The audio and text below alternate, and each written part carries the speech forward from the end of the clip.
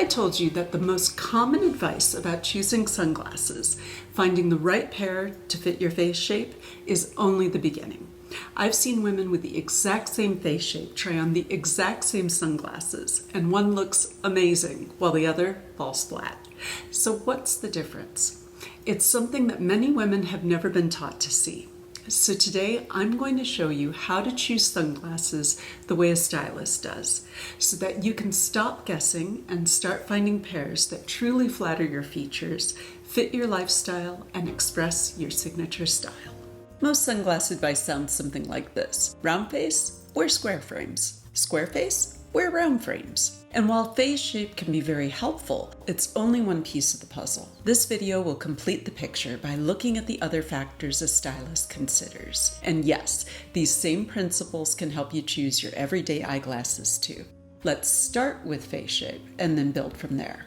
Because face shape is a starting point, but not a rule book. Just like clothing, our goal with sunglasses is finding the right proportion and balance. The oval-shaped face. Oval faces are naturally balanced. They're slightly longer than they are wide, with soft curves and no hard angles. The forehead and jawline are about the same width. And because of that neutral shape, they can wear almost any frame shape successfully. Everything including round, aviator, cat eye, rectangular, and more. But there's a lot more to consider, so keep watching. The square-shaped face. Square faces typically have a strong jawline and forehead of similar width, so there is balance, but there are also visually prominent angles to consider. Curved frames can beautifully soften those angles and provide lift, while angular frames exaggerate them, making the face appear more angular or severe. Balanced frame shapes for square faces include round, cat eye, butterfly, or rounded aviators. The round-shaped face. Round faces also have a balanced width and length, but tend to have softer, more circular contours. They are almost as wide as they are long, with more fullness through the cheeks and a shorter chin area.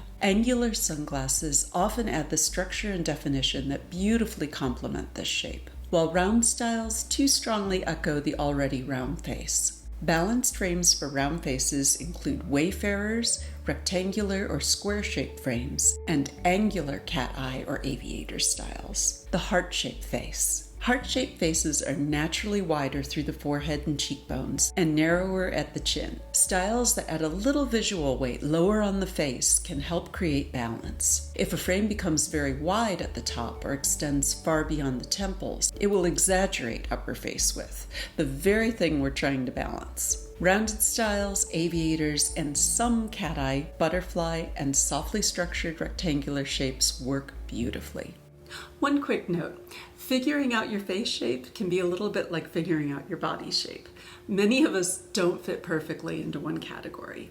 If you see yourself between two face shapes, use both sets of guidelines as your starting point. But that's where most sunglass advice stops, even though your face shape only influences the sunglasses shape. But stylists keep going. Scale matters more than most people realize, and it's where I see the most mistakes. A frame can be technically right for your face shape and still look completely wrong if the scale is off. Tiny sunglasses on a larger face can sometimes feel out of balance, while oversized frames can overwhelm delicate features. The goal isn't to make your face disappear behind the sunglasses. The goal is harmony. In general, you want the scale of the frame to feel balanced with the scale of your features. When you find a pair you love, make a note of the lens width. It's printed on one arm and is the number before the little square. It gives you a great starting point when shopping online. You need to consider the visual weight of your sunglasses. Visual weight refers to how heavy or light something appears. Think about the difference between a delicate wire frame and a thick black acetate frame. Neither is right or wrong, but they create very different effects. Women with softer, more delicate features can enhance them with more delicate frames, while women with stronger features can usually carry more visual weight beautifully. Again, neither is wrong. I just want you to notice the visual difference between them. Which brings us to the question, should you follow the rules? Balance isn't always the goal. Sometimes the goal is to create a specific impression. For instance, if I were styling a character for a film and wanted her to appear severe, powerful, or intimidating, I might intentionally choose angular sunglasses for her square face because I want to intensify those strong features. Or if I wanted a woman to appear dramatic or glamorous, I might choose a tiny retro cat eye frame, even if it isn't the most traditionally flattering choice. Great style isn't about following the rules. It's about making purposeful choices. Once you understand the effect a frame creates, you can decide whether you want to create balance or intentionally do something else. First, learn the principle, then decide whether to follow it. That's how stylists think, and it's how we create characters, which if you think about it is really what we all do every time we get dressed. Fashion recommendations are just that, recommendations. You can absolutely break them if they don't support the look that you're trying to create. Which brings me to something I teach extensively in my Signature Style Masterclass.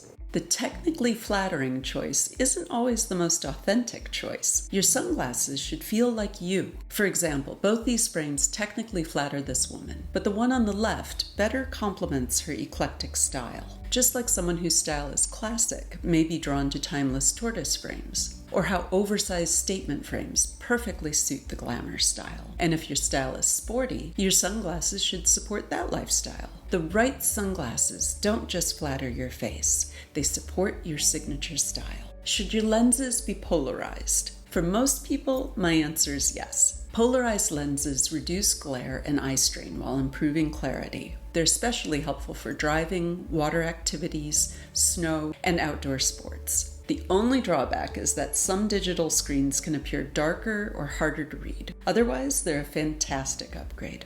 Lens colors aren't just about fashion. The color of your lenses actually affects how you see the world. Gray lenses preserve true color while reducing glare and are great for bright sunny days and everyday use. Green lenses reduce glare while preserving relatively natural color perception, so they are also great for everyday use. Brown lenses improve contrast and depth perception, making them excellent for everyday wear and outdoor activities. Yellow lenses brighten low light conditions and improve contrast, so they're great for visibility in overcast weather. Pink and red lenses can reduce eye strain and improve contrast, so they're helpful in changing light conditions. One final lens option is gradient lenses. They're the multitaskers of the sunglass world. They're darker where you need protection from the sun and lighter where you need visibility, making them perfect for driving and everyday wear. Let's talk about money. Do expensive sunglasses automatically provide better protection?